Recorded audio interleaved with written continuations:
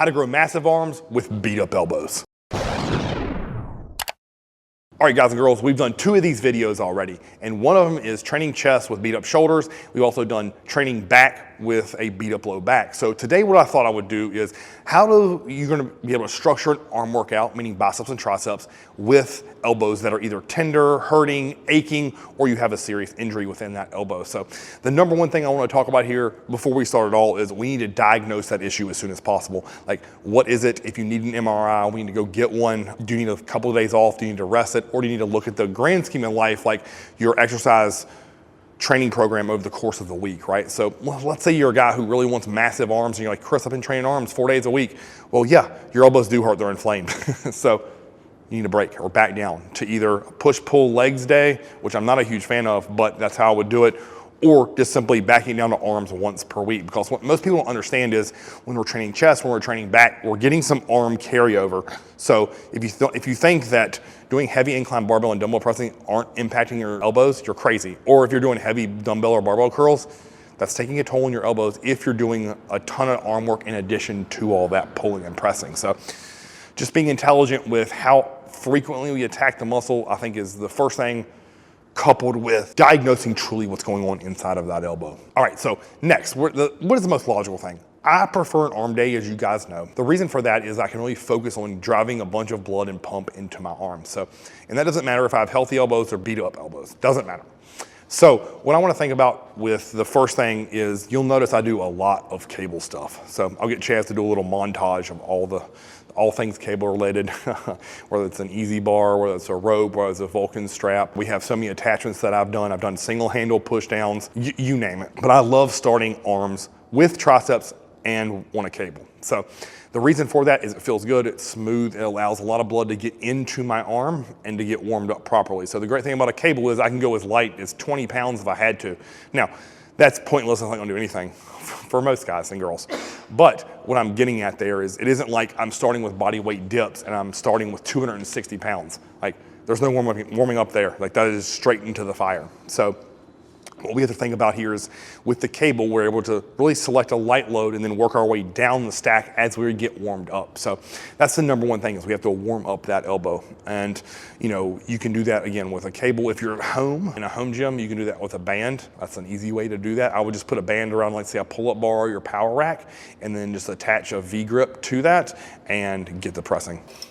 All right, so people are gonna say, Chris, how do I make this heavier or harder? Simply get on a kneel and get closer to the ground. So here, to make it harder.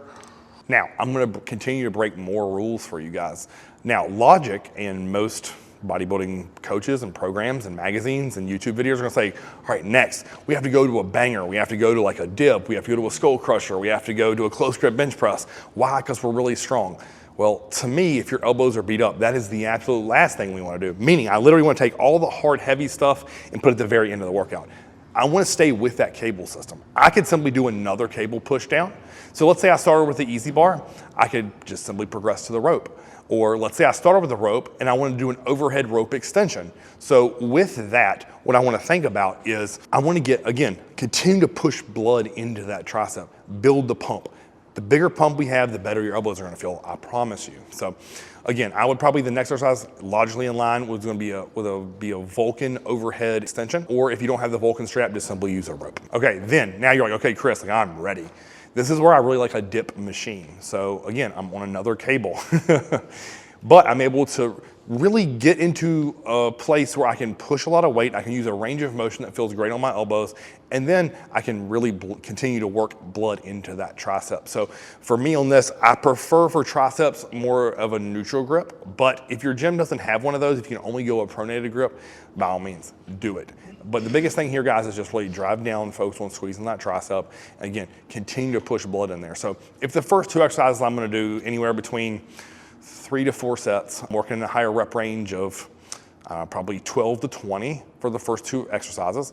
With dips, this is where I'm gonna start to build some intensity. So I might do a rest pause set, which is gonna be 3 mini sets to failure with 20-second rest periods. I might do a triple drop set, or I might just simply do another top set and back off here.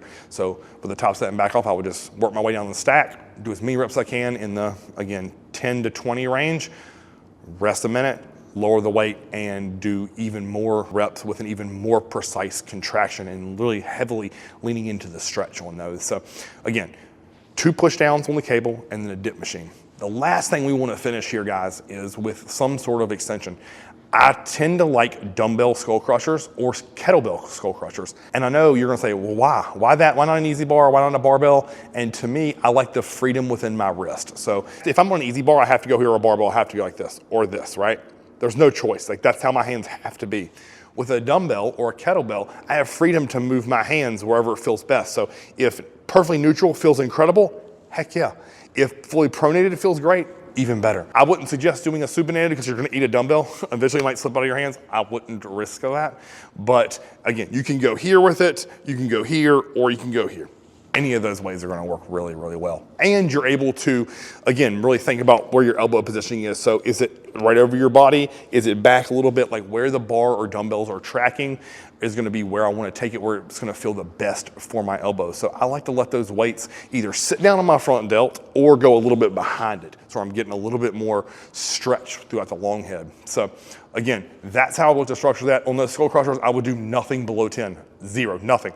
If I have a weight that's gonna put me below 10, if my elbows are hurting, I'm not gonna do it. 9 times out of 10, I'm probably gonna opt for a weight if my elbows are flared up or bothering me, that's somewhere 15 to 20. Again, I know most of the really smart people are gonna tell you that doesn't grow muscle, but guess what doesn't also grow muscle? Elbow tendonitis. Pain, surgery. If I'm in a cast, you think my arms are growing? No, they're getting smaller. So remember that out there. If you're reading all these scientific studies and really popular influencers saying, hey, you gotta train in the 4 to 6 rep range, and when you get that load that makes you fail at 6 or 4, it's killing your elbows, stop listening to them. I also challenge you to look at their arms. They're under 16 inches, most of them. Like, sorry, not sorry. Look at the guys with massive arms. I'm telling you, they've all done above 10 reps for years and it works. And they've also had healthier elbows. That's how I would look to set up my tricep exercises. If I'm gonna do all, say, straight sets, for example, then I'm gonna get into biceps. So with this, I tend, again, I wanna stick with 2 cables to start, easy bar, or even a single handle like D handle. I like either one of those to start inside the cable stack. Then from there, I'll go to either a rope for hammer curls, or I'll go to dumbbells for hammer curls. The hammer curls, for the most part, tend to feel really great with guys with elbow issues. I don't know the biomechanics of why, but it tends to just give them a little bit more ease. And you know, if you want to see a short that Chaz and I made of doing, there's 3 different ways to do hammer curls. Watch that. You know, you do both at the same time, single arm or cross body. It doesn't matter to me. So honestly, that's 4 different hammer variations that we can go. So rope, and then 3 versions of a dumbbell. That's where I like to go next. So from there, then I like to go into a hyper isolation type movement, and I'll do a preacher curl. So again, just like with the skull crushers, I tend to prefer a dumbbell preacher curl over either a barbell or an easy bar, because again, I have freedom within my wrist to find the angle that feels the best for my elbow. Again, just to bang on a quick point of preacher curls, I never stretch all the way out to fully lengthen the bicep. I want no part of that action. Just don't. I want to protect the bicep. I want to overload it and hyper isolate it with this piece. So I like top set and back off here. I like a triple drop or a rest pause. All work really, really well. If I was going to do a rest pause, I'd do it all on my right arm and then all on my left arm. So between those 2 arms, I would take probably a 1 to 2 minute rest, because I want to be each arm to be fresh and get equal attention. Now, we've done three exercises so far. What we're going to finish with now, coming off of that preacher bench where we didn't go the full length, now I want to fully lengthen that bicep. So we're going to do that with a stretch curl. So I just need to stand inside of a dual cable, 2 D handles, step in front of the cable system. So every rep, I'm going from a fully straightened arm up to a full contraction. This is where I love a rest pulse. It just feels incredible. You can also do straight sets, 15, 12, 10, 20, 15, 12. You can do a top set and a back off here. All work really, really well. So that's the structure of my biceps. So I'm gonna start with 2 cables or a cable and a dumbbell. Then I'm gonna go to a preacher curl, and then I'm gonna go to a stretch curl. So all in all, there's arms, 8 exercises. That should take you under 50 minutes if you're moving at a good clip. So that's something else I wanna bang on here, guys, is if you're gonna do arms with hurt elbows, what I wanna do is really push blood and pump in there. I want it to be fast paced. I wanna do things that intentionally lighten the load for me. And how I'm gonna be able to lighten those loads is by going at a quicker pace, so my biceps and triceps don't have enough time to recover. So they're a little bit fatigued going in, so the weights can be lighter to get the same amount of pump and work in there. So All we still have to remember is focusing on taking your sets to the end, meaning to failure, and that's what's gonna stimulate the muscle growth for your arms. So now you have a base workout to build off of. Something else that I think is really important to mention if you have beat up elbows is you have to experiment. So one of the things that I really like to do for arms is superset them. And dear God, we have plenty of examples of superset arm days, triset arm days. And the reason I like those is I have to train so much back through the course of the week to bring it up that I want to be really diligent with protecting my elbows because I don't have elbow pain and I do not want it. So with arms, I tend to go, again, I do things that make me use intentionally lighter weights for the most part, and it's going to build a huge pump. So with supersets, you can do them all types of ways. You can do tricep, tricep, and then bicep, bicep. You can go tricep, bicep, it doesn't matter. So what I mean by like a tricep, bicep is you do like a rope push down, then I would lower that cable all the way down on the ground and then do rope hammer curls. So you do a tricep exercise immediately followed by a bicep exercise. So again, all types of ways you can do that. If you tend to have beat up elbows, I tend to like to stick with pairing the same muscle together. So if you do tricep and tricep, if you follow the channel for any time, you know that I absolutely love Vulcan push downs followed by Vulcan overhead extension. You cannot go super heavy there because the pump is absolutely huge and excruciating, but you get a ton of blood in those arms and get you really warmed up and ready to go on an arm day really quick. Like I can do 4 rotations of that and my arms feel like they want to rip out of my shirt. So again, supersets, trisets are definitely a way to ease the elbow or give it some kind of active rest because, you know, I think you've seen me on this channel curl 50s, but if I'm doing supersets, if I'm doing, say, a standing dumbbell curl, superset with a dumbbell hammer curl, I might use the 25s or 30s. So it's gonna make me lower the weight, but get just as good of a pump on arms. And then the last thing here to really touch on, guys, things not to do. Probably the most logical place to start with this final talking point is gonna be if an exercise hurts, I don't care what people tell you. Like if they say dumbbell hammer curls are the best exercise for bicep growth and making your arm look thicker, but every time you do them, no matter how you do them, it kills your elbows, do not do it. I really challenge you guys out there to find exercises that feel great to your arms with as many cable attachments, machines, and dumbbells, barbell, easy bars that we have. Experiment.